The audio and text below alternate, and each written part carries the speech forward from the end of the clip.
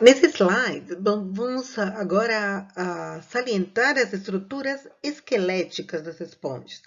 E essas estruturas variam de acordo com a classe de esponja, tanto é que são importantes do ponto de vista taxonômico. Umas são calcárias, outras são silicosas, algumas têm abundantes fibras de espongina, formando uma rede de espongina. As formas dessas estruturas esqueléticas também são variadas. Elas podem se apresentar em forma de agulha, de bastão, podem ser extremidades pontiagudas, podem ter essas extremidades arredondadas, têm a aparência de ganchos, enfim, são diversas e, como já disse, têm importância taxonômica. As megaescleras são espículas maiores. As microescleras são chamadas de espículas menores. E a função, como já disse, é de sustentação e classificação.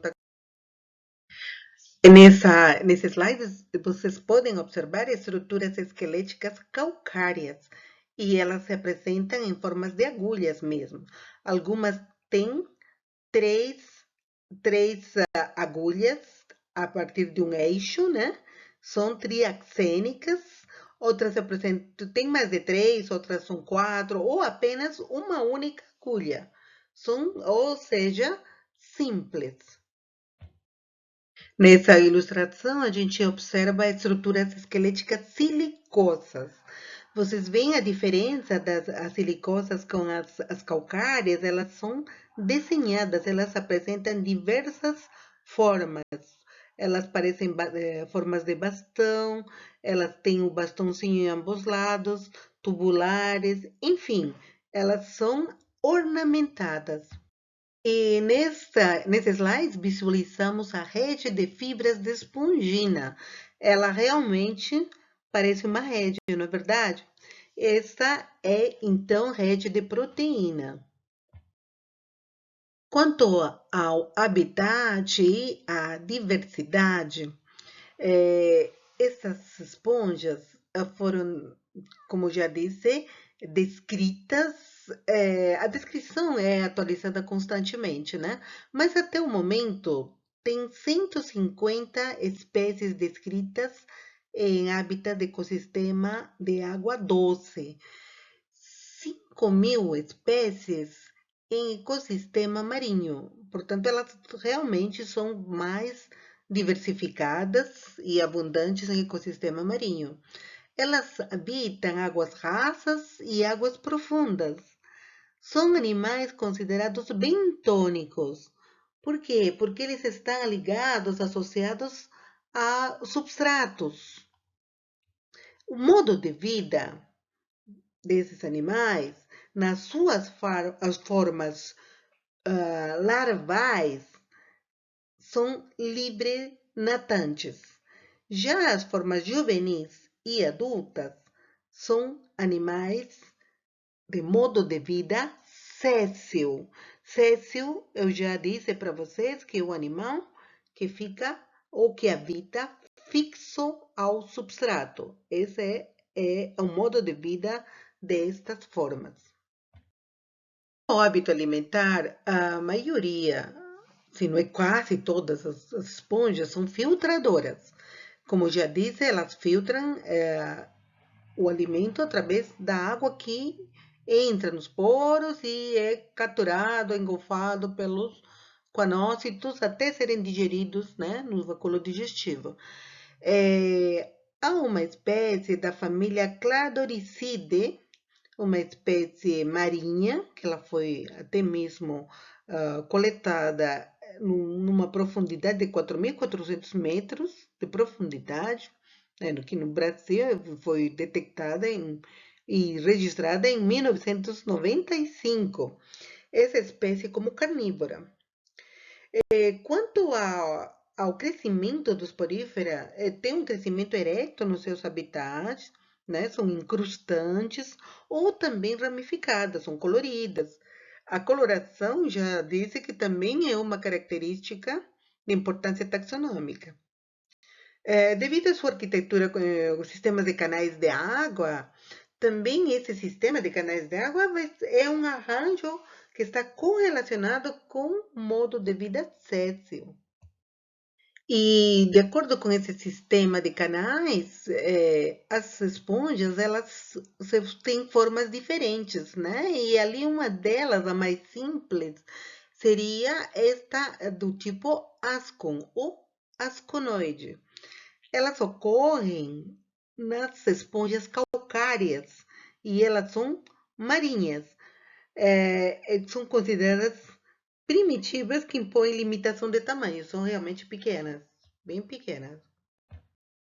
Na ilustração, temos outra forma de esponjas que são chamadas ciconoides, de acordo, claro, com esse sistema de canais de circulação da água. E essas não formam colônias ramificadas. Ocorrem esse tipo de formas ciconoides nas classes calcária e na classe hexantinelida.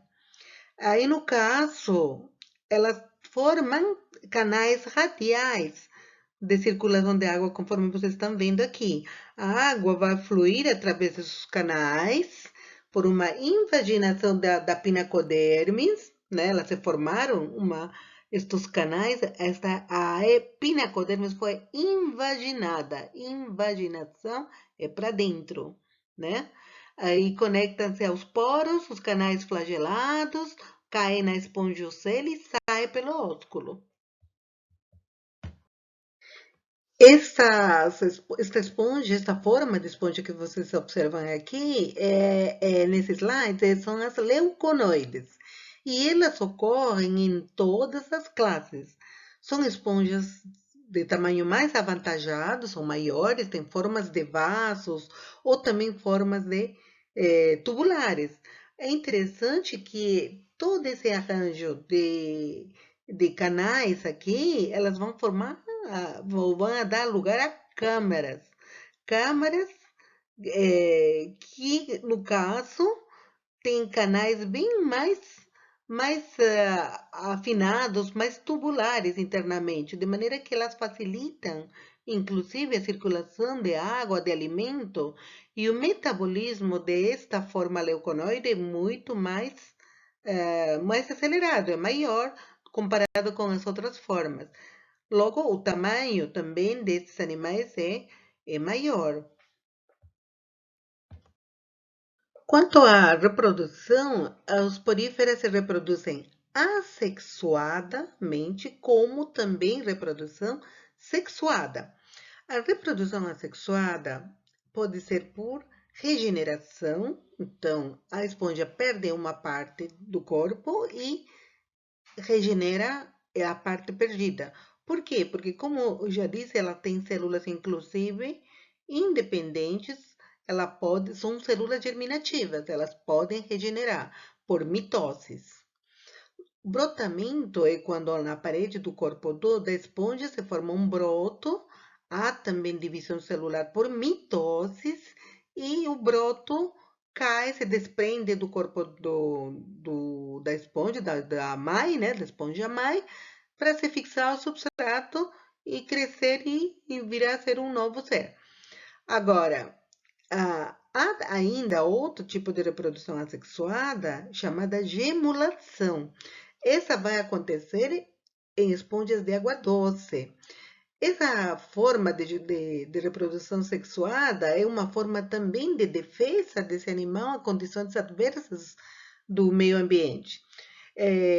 As esponjas que habitam em ecossistema de água doce, elas dependem com certeza da chuva, né? Na época de seca, os habitats secam também.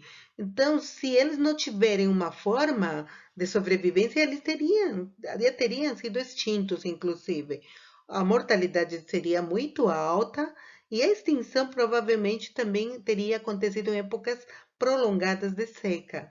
Mas não, eles têm uma forma de se proteger. De que forma? Se protegem e sobrevivem e acabam se reproduzindo também.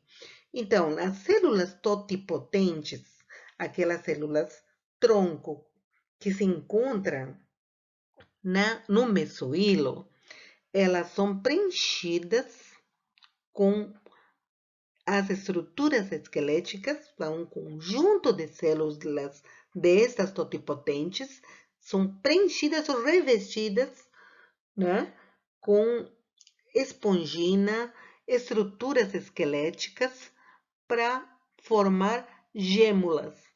Assim, elas se mantêm as células viáveis nestas gêmulas durante o outono e inverno.